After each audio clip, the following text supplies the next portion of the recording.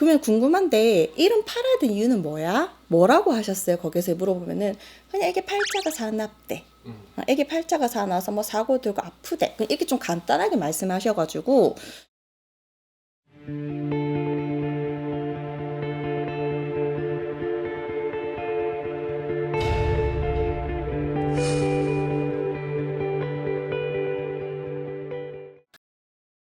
안녕하세요. 소원아 씨입니다. 왜 이제 진짜 자식을 키우면서 오히려 자식 때문에 약간 좀 문제가 되는 경우도 있잖아요. 엄청 많죠. 음. 이 자식을 놓고 복덩이라고 해서, 물론 자식이 태어나고 나서 갑자기 아빠 사업이 잘 되고 뭐 엄마가 건강이 좋아지고 복덩이가 분명히 있어요. 그렇죠. 복덩이가 있으면 뭐예요? 이 집안에서 부르는 사주팔자가 나올 수도 있겠죠. 그게 부모가 뭘 잘못했어요, 너 뭐가 잘못했어 보다는 살다 보니, 태어나다 보니 인연줄이 그렇다 볼 수 있고요.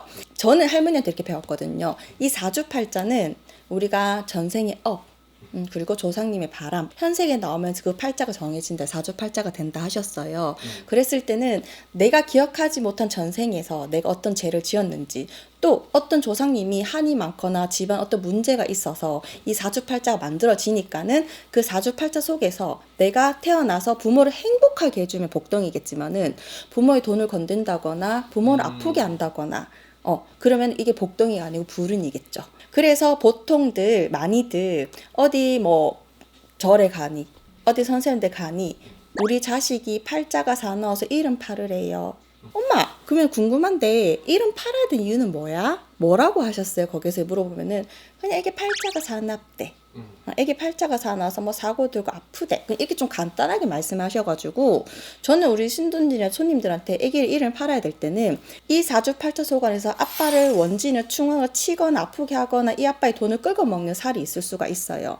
우리가 팔자로는 솔직히 없애긴 힘들거든요. 근데 그대로 두면은 그대로 일어날 수밖에 없어요. 그렇기 때문에 그런 팔자가 있다, 태어났을 때는, 그러면 윗대 올라갔을 때는 그 집의 할아버지가 도박을 많이 했든지 돈에 원한이 졌든지 그를 한이 대대로 내려와서 이 자식한테 나타난 거거든요. 그러면은 무당 선생님이 구수라는 행위는 뭐냐면은 어떤 좋은 공수를 드리는 것도 있지만은 무당은 이 중간체잖아요. 사람과 귀신의 중간체에서 그걸 해결해서 그 업보를 없애서 이 사주팔자의 기등을 없애기 위해서 하는 거거든요. 일단 어리니까는 어떤 구슬 하기보다 이름을 팔아주시는 거죠. 어디? 산신령님한테, 용왕님한테, 부처님 전에, 신령님 전에 명다리 올리고 이름 팔아서 살치고 눌러 애기도 아프지 마라, 부모도 그런 살을 치지 마라. 이렇게 해서 보통들 이름을 팔아라고 해요. 그냥 지금 우리 애기가 성격이 찡얼찡얼 많이 돼, 그냥 애기가 조금 많이 아파, 그거는 절대 아니세요.